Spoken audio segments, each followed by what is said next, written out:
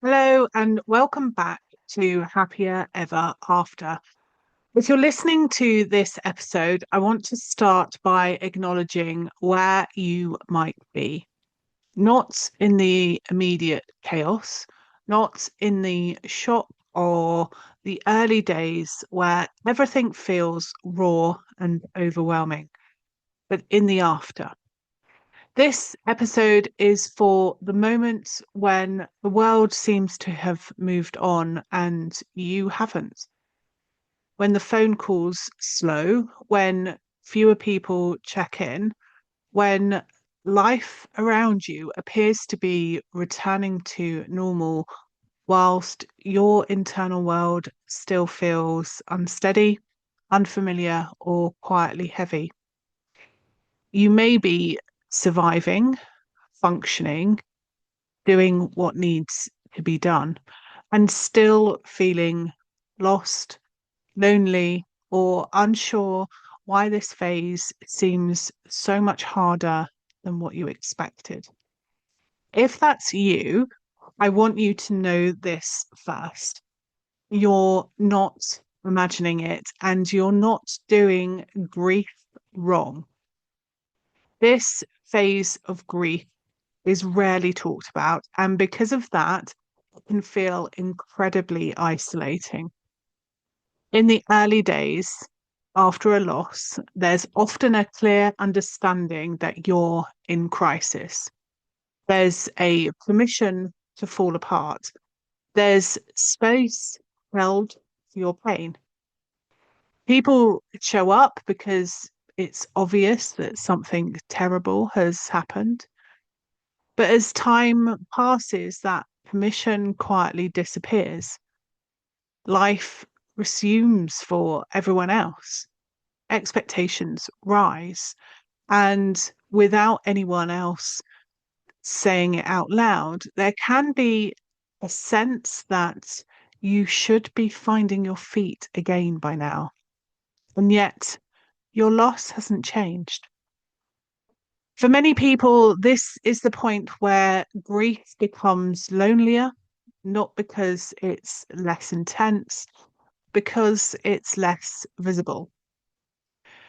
You might notice that people don't mention your loved one as much anymore, not because they don't care, but because they don't want to upset you or they assume you'd rather not talk about it.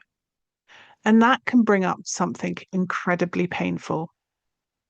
The fear that if others aren't speaking their name, then somehow they're being forgotten, not just socially, but existentially, as if the person who mattered most to you is slowly slipping out of the world while you're still carrying them with you every single day. If you felt that, you're not alone. And I want to say this clearly. Your loved one is not forgotten, and your relationship with them didn't end when they died. The world moving on doesn't mean your grief has expired. What often gets missed in conversations about grief is what's actually happening beneath the surface in your body, in your nervous system. Loss isn't just emotional, it's physiological. When something traumatic happens and losing someone you love is trauma, your nervous system shifts into survival mode. Initially, that can look like shock, panic, adrenaline, hyperfocus, and vigilance. You get through because you have to. But once the immediate danger has passed, the system often moves into a different state. Everything slows down. You might find decision making harder than it used to be. Motivation can drop. Concentration can feel almost impossible. Emotions might feel blunted one day and overwhelming the next. This isn't you going backwards. It isn't you failing to cope. It's your system trying to protect you and recover. The difficulty is that this internal slowdown often clashes with the external expectation to get back to normal. And that mismatch between what your body needs and what the world expects can create a lot of self judgment. You might find yourself thinking things like, I should be doing better by now. Other people seem to have moved forward. Why does this still feel so hard? If those thoughts show up, I want to gently interrupt them. You have survived something that fundamentally changed your life. Of course, you're tired. Of course, you're changed. Of course, this doesn't feel straightforward. There is nothing wrong with you for feeling the way you do. I also want to say something important here because this matters deeply to me. When I talk about life after loss, I'm not talking about one right way to grieve.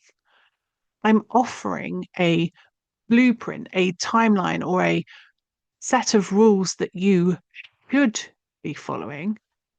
I've been here myself, and what I know, both personally and professionally, is that grief is deeply individual.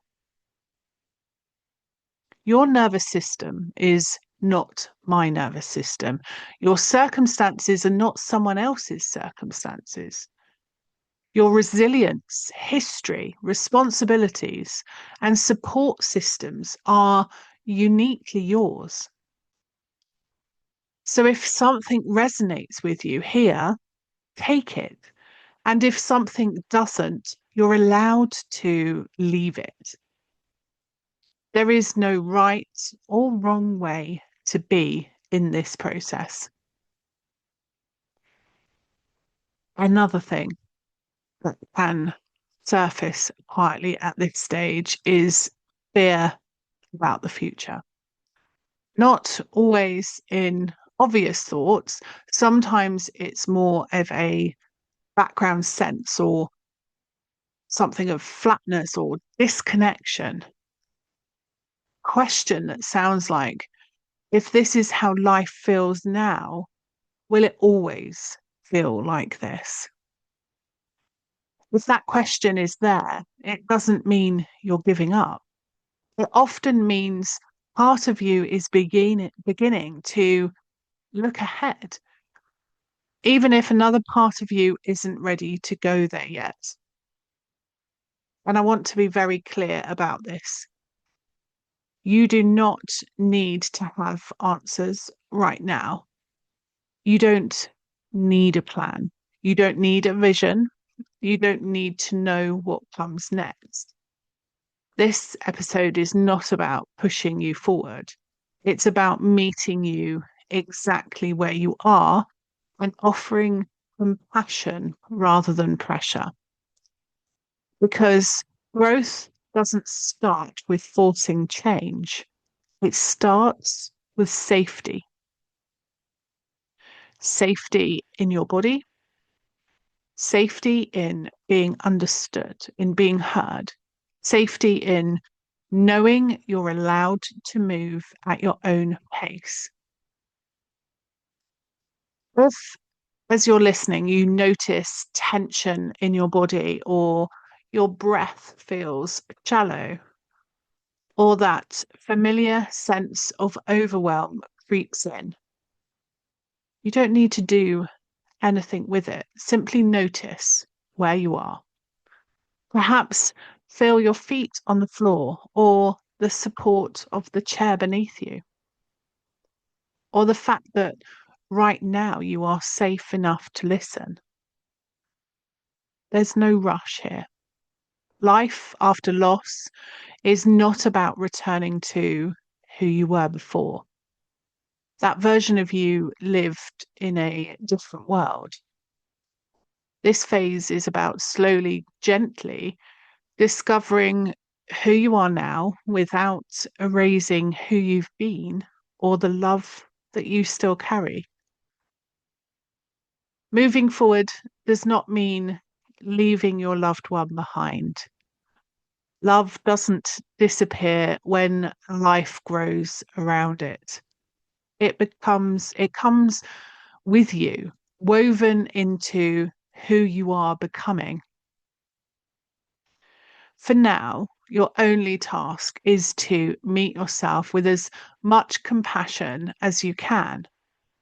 And on days when compassion feels out of reach, gentleness or even neutrality is enough. If you'd like some gentle support as you begin to explore what life after loss might look like in your own time, I've created a guide called Life After Loss, which you can find via the show notes or go to happiercoach.com/happia dash ever dash after /life after loss. You can also just visit the Happya Ever After Club, where all the resources and all the podcast episodes will be listed. So that's happiercoach.com/happier ever after.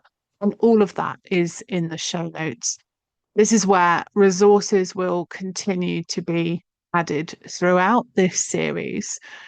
If you have any requests, do not hesitate to contact and ask me. And if it's something I can put up there for you, then I will do. You don't need to have answers. You don't need to know the way forward. You don't need to be brave today. You're here, and that's enough. Thank you for trusting me with this part of your journey. I'll be with you again in the next episode. Until then, take care of you.